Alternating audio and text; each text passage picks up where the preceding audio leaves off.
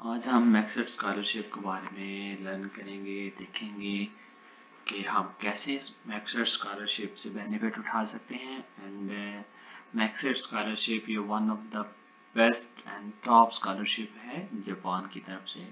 और ये भी हम देखेंगे कि ये किस कंट्री के लिए स्पेसिफाइड है और किसके लिए नहीं है। और ये भी देखेंगे कि ये पाकिस्तान को क्या बेनिफिट्स इसमें प्रोवाइड हो रहे हैं। और मैक्सवेल स्कॉलरशिप की एलिजिबिलिटी देखेंगे कि हम इसके लिए क्या क्राइटेरिया हो सकता है कि हम अप्लाई कर सकते हैं इसके लिए क्या। और ये भी देखेंगे कि इसके लिए आइल्स ज़रूरी है या नहीं। अगर ज़रूरी नहीं है तो फिर हम कैसे अप्लाई कर सकते हैं, क्या चीज़ रिक्वायर्ड है।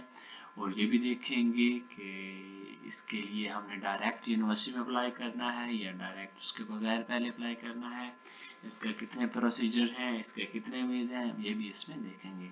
चलिए आए हम स्टार्ट करते हैं, जाते हैं वेबसाइट की तरफ। सबसे पहले तो हम इसको देखेंगे कि ये हमारी, अब हम जाते हैं गूगल पे और अब हम इसके अंदर लिखेंगे मैक्सवेल स्कॉलरशिप। ठीक है, तो अब हम सबसे पहले इसको लिख लेते हैं मैक्सवेल स्कॉलरशिप फॉर पाकिस्तान। अच्छा, तो अब ये पहला लिंक जो आ गया है, हमने सबसे पहले इसको ओपन करना है। ये स्पेसिफिक अब जापान की वेबसाइट पे अब हमें रिडायरेक्ट करेंगे। तो अब हम इसको ओपन करते हैं और देखते हैं कि क्या क्या इसके लिए रिक्वायरमेंट्स हैं और क्या क्या इसके लिए रिक्वायरमेंट्स नहीं है, कैसे हम अप्लाई कर सकते हैं, कब तक इसकी लास्ट डेट है। अच्छा, तो अब ये Japanese government Maxwell research scholarship application for Maxwell research scholarship for 2024 are now open. ये अभी रिसेंटली ही जापान ने ओपन की है स्कॉलरशिप। ठीक है, तो अब हम इसके लिए देखते हैं कि last date for apply scholarship is 31 May. Okay, ठीक है, अब हमारे पास एग्जैक्ट 1 मंथ है।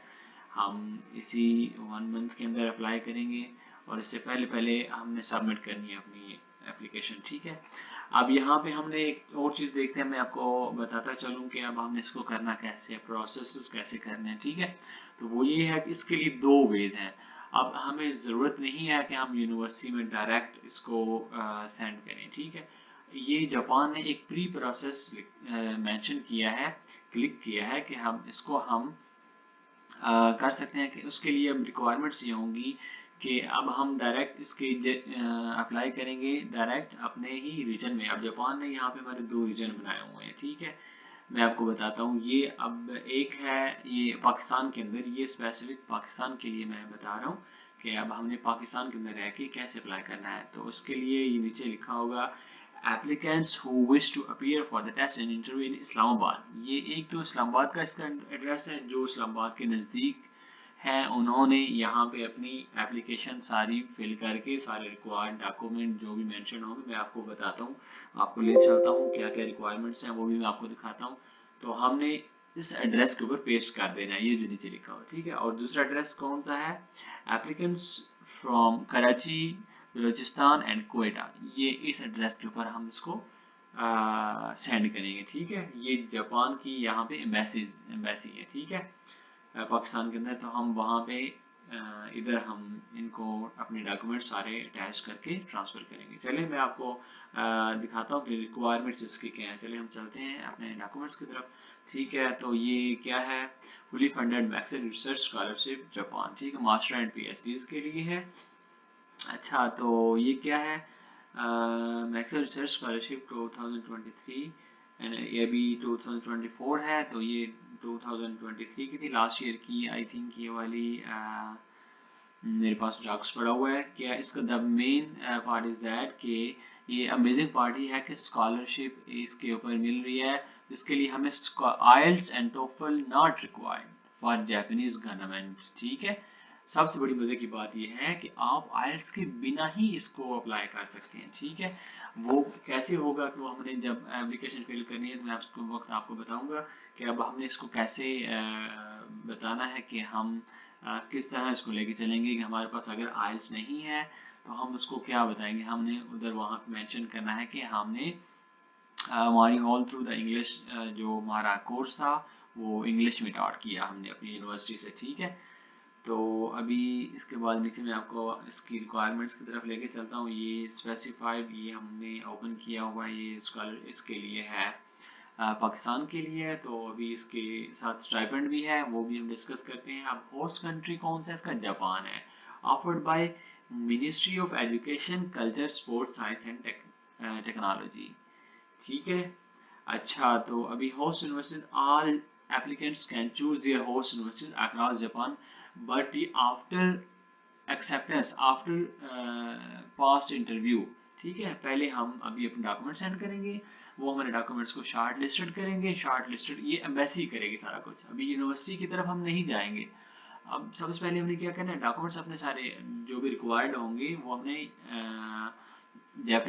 जापान एम्बेसी को सेंड करने हैं अपने इस्लामाबाद या कराची में, ठीक है।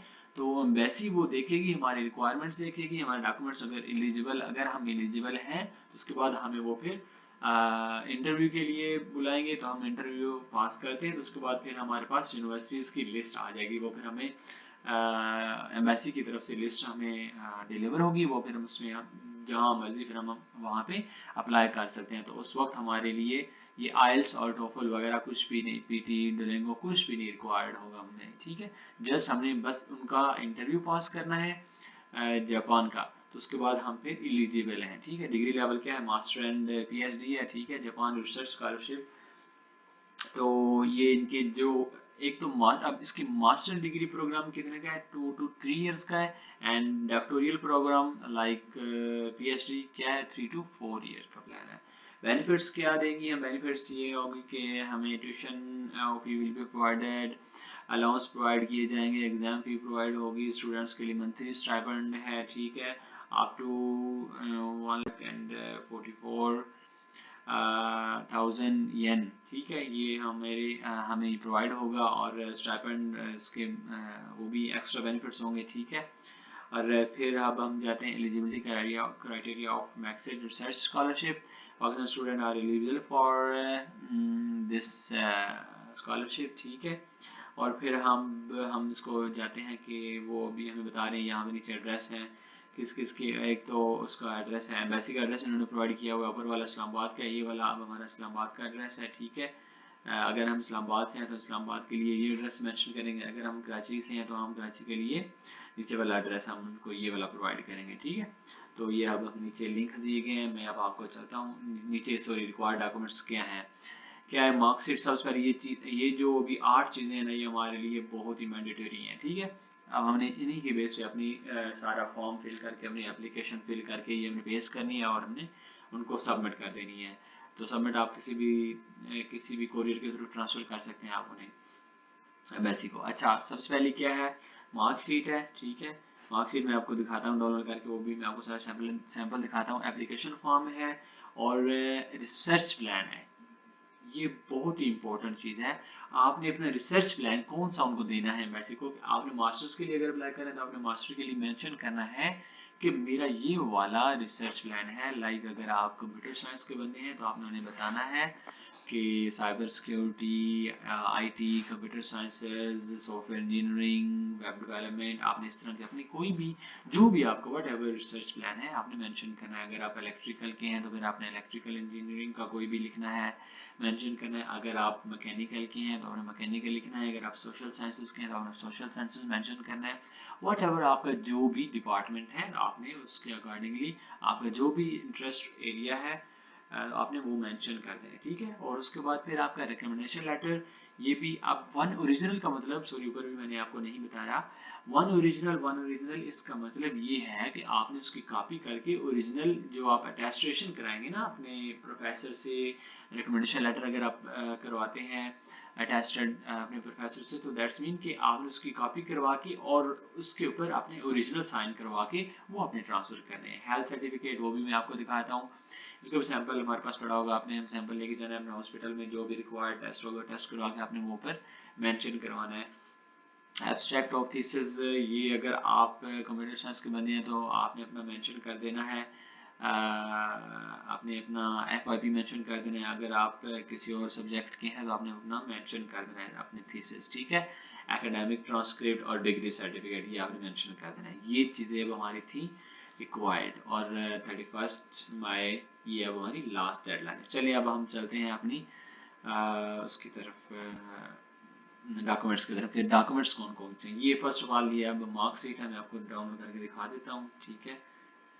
ये हमारी मार्कशीट है, तो ये ओपन कर लेते हैं, ठीक है। अच्छा, तो ये वाली हमारी इनेबल एडिटिंग कर लेते हैं, तो ये वाली अब हमारी है मार्कशीट, ठीक है। इसको सॉरी मैं कैंसिल करता हूँ। अच्छा, रिसर्च स्कॉलरशिप और ये मार्कशीट, ऊपर सबसे पहले अपना नाम लिखना है आपने। मेरा जैसा कि नाम है गुलाम सज्जाद शाह नेम है। फील्ड ऑफ स्टडी हमारी मेरी है कंप्यूटर साइंसेस। कंप्यूटर साइंसेस मेरी फील्ड ऑफ स्टडी है। रिसर्च टॉपिक क्या है मेरा,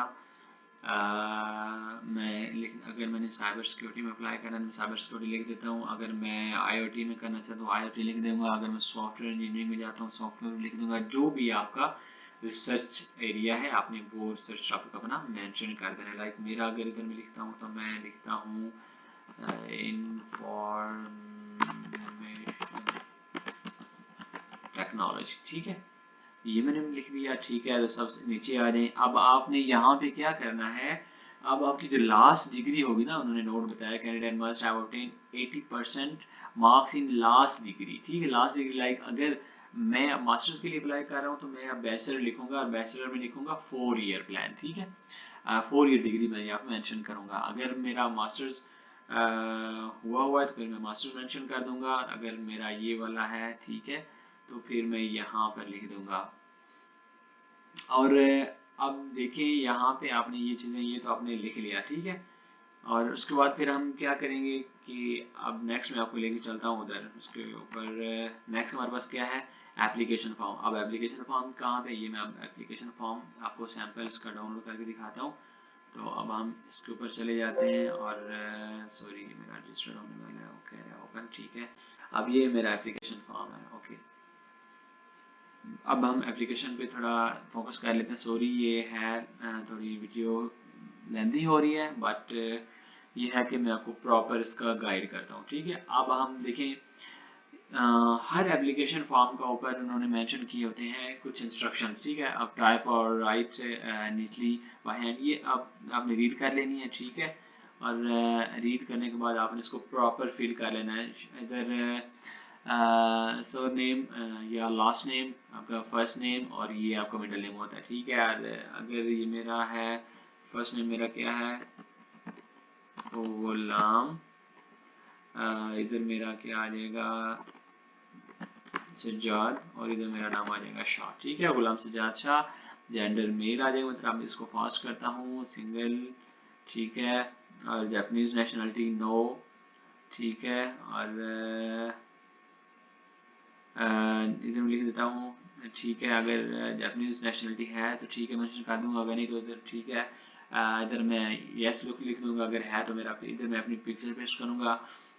अपना करंट एड्रेस लिखना है, कंट्री लिखना है, और अगर आप रेजिडेंस हैं वहाँ पे, if you are currently reside in Japan, what is your current visa status, आपने ये नहीं है तो आपने एन लिख देना है, नॉट एप्लीकेंट, ठीक है। और फिर आप उसको नीचे आ जाएं, और आपने क्या करना है, और फिर ये नीचे देखें क्या लिख रहा है, if the current address is change at the same time living from your country, आपने यहाँ पे लिख देना mention before your departure of the Japan outside the country, यहाँ पे आप नो कर दें, ठीक है। और name of Japanese diplomatic office where you will apply for the visa assurance नहीं है, कोई भी नहीं है, ठीक है। अपना फ़ोन नंबर लिख दें, फ़ोन नंबर, अपनी ईमेल मेंशन कर दें। फिर आपने have you awarded Japanese government scholarship in the past, no, आप नो कर दें। पीरियड अगर आपने ली हुई है तो फिर आपने यस करना है यहाँ पे, ठीक है। और फिर रिसर्च स्टूडेंट्स, अंडर स्टूडेंट, ठीक है। देखिए आपने नेम ऑफ इंस्टीट्यूट अपनी यहाँ पे अब हमने क्या लिखना है, यह एजुकेशन वर्क एक्सपीरियंस आपने लिखना है जहाँ पे आपने काम किया हुआ है, ठीक है। 2-3 लिख दें अपने लास्ट अपने लेटेस्ट वर्क एक्सपीरियंस आप मेंशन कर दें जितने भी आपने काम किया हुआ है यहाँ पे, और अपनी पोजीशन का नेम और फ्रॉम एंड टू आप ये भी मेंशन कर दें। फिर उसके बाद आ जाते हैं नीचे, आपने क्या लिखना, are you applying for the Japanese scholarship including, ठीक है। नहीं, अगर नहीं है, मैंने कोई और किसी और स्कॉलरशिप पे अप्लाई नहीं किया जापानीज, आप नो कर दें, ठीक है। नो कर दें, नीचे भी नो कर दें, यू अंडरस्टैंड स्कॉलरशिप नो कर दें, ठीक है। नेम ऑफ स्पॉन्सर, अगर किसी ने आपको स्पॉन्सर किया हुआ स्कॉलरशिप के लिए तो मेंशन कर दें, अदरवाइज एंड लिख दें नॉट एप्लीकेंट, ठीक है। एकेडमिक रिकॉर्ड, इधर आप अपने एजुकेशन लिखनी है, एजुकेशन लेवल आपने लिखना है, ठीक है। प्राइमरी लिखने मीन के आप मैट्रिक तक यहाँ पे लिखने। फिर फर्स्ट टू लेके 5th लेके 8 तक आप मेंशन कर दें, 8 से लेकर मैट्रिक तक कर दें, यहाँ पे आप कर दें। और अपना सारा आप फिर प्राइमरी एजुकेशन, हायर इधर सेकेंडरी कर दें, इधर अपनी हायर कर दें। अगर हमने फिर मास्टर किया तो मास्टर इधर मेंशन कर दें, ठीक है।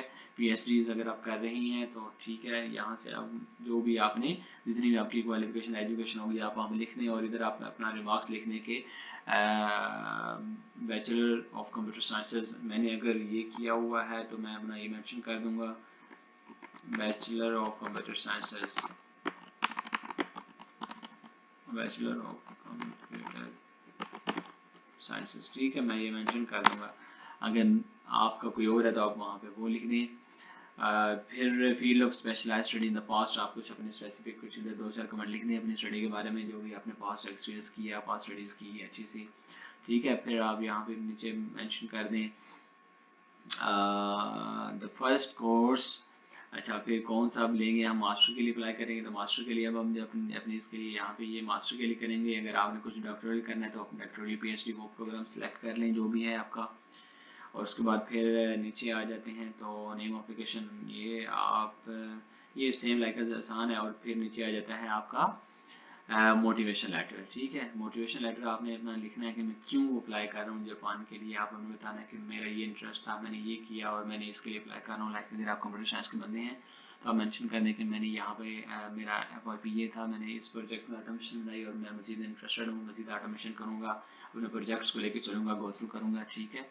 तो फिर नीचे ये भी अब लिखते हैं डेस्टिनेशन ऑफ स्टडी ग्रेजुएट के आप वहाँ पे स्टडी करेंगे। उसके बाद आप फिर क्या जापानीज़ के कुछ सर्विसेज प्रोवाइड करेंगे, जापानीज़ के लिए बेनिफिशियल होंगे।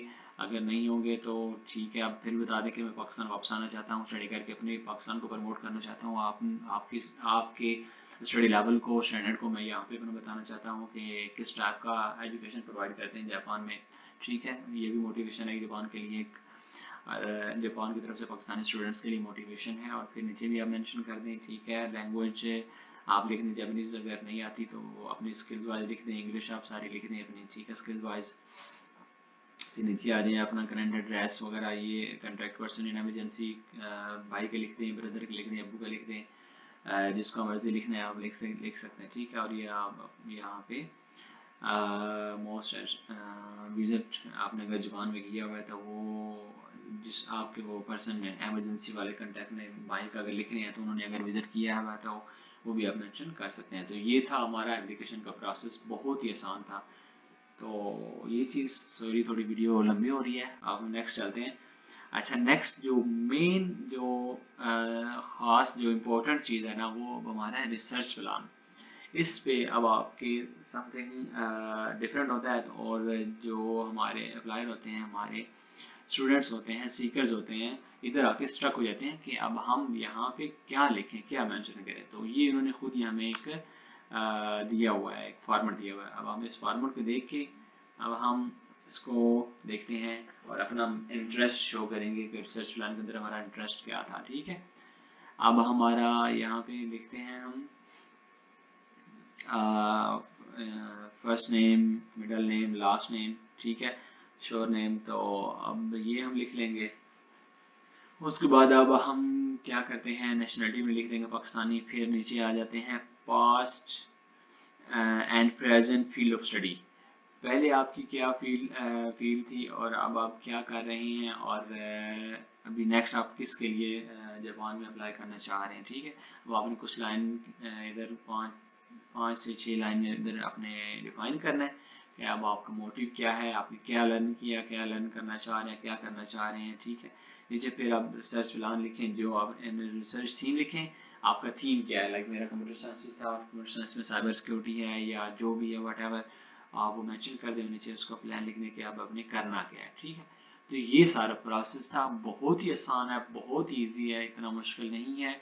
Just the thing is कि you should have complete your all requirements and complete application form and submit to their specified address for Japan embassy, ठीक है। इसके बाद फिर और मज़ीद तो कोई चीज़ रहती नहीं है, फिर मार्कशीट है, पास पेपर, हाँ।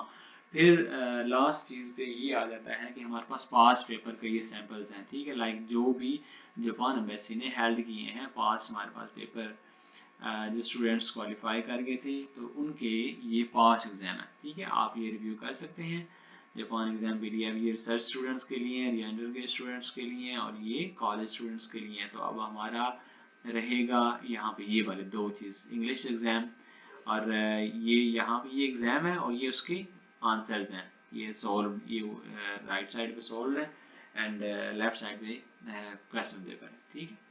तो इधर तक थी हमारी कंप्लीट एप्लीकेशन प्रोसेस। अब नेक्स्ट मैं इसमें ये बताऊंगा कि हमने इंटरव्यू कैसे देना है, इंटरव्यू जब हम देंगे तो उसके लिए क्या रिक्वायरमेंट्स होती हैं। अब हम उसके लिए ये भी चीज़ अंडरस्टैंड करेंगे, लर्न करेंगे। नेक्स्ट वीडियो में मैं आपको ये बताऊंगा कि हमने क्या क्या चीज़ें रिक्वायर्ड होंगी जब हमने इंटरव्यू के लिए जाना है और कैसे हमने वहाँ पे अपने आप को प्रिपेयर करना है इंटरव्यू के लिए, और क्या क्या चीज़ मेंशन होगी, कौन कौन से सब्जेक्ट होंगे। अगर हम कंप्यूटर साइंस के स्टूडेंट्स हैं तो हमारे लिए क्या क्या चीज़ें, कौन कौन से सब्जेक्ट्स मेंशन होंगे जहाँ से हम तैयारी करेंगे और इजीली हम अपने इस टेस्ट को पास कर लेंगे। और उसके बाद फिर जो नेक्स्ट वीडियो में बनाऊंगा वो ये बनाऊंगा कि अब हमारे पास यूनिवर्सिटीज़ की इतनी ज़्यादा लिस्ट आ जाएगी तो हमने उस लिस्ट में से देखना है कि कौन कौन सी यूनिवर्सिटी में हम अगर अप्लाई करें तो हमारा एडमिशन सिक्योर हो सकता है, ठीक है। इसी तरह ही लास्ट ईयर मैंने एक वीडियो बनाई थी तो उसमें मैंने ये प्रॉपर सारा कुछ मेंशन किया था कि अब हमने इसको कैसे प्रॉपर A to Z सारा प्रोसेस था, जिसमें मैंने बताया था कि हमने स्टार्ट से लेकर एंड तक अपना एडमिशन कैसे सिक्योर करना है और अपने आप को कैसे लेके चलना है प्रॉपर जापान स्कॉलरशिप के लिए, हम अपने आप को हमने कैसे एलिजिबल करना है। तो यहाँ तक था कंप्लीट प्रोसेस। नेक्स्ट आप जुड़े रहिए, मेरे यूट्यूब चैनल को सब्सक्राइब कीजिए और ताकि नेक्स्ट अपकमिंग वीडियो आप तक पहुंचती रहें और आप इस चीज़ से बेनिफिट लेते रहें और मज़ीद मुस्तफ़ीद होते रहें। थैंक यू, अल्लाह हाफिज़।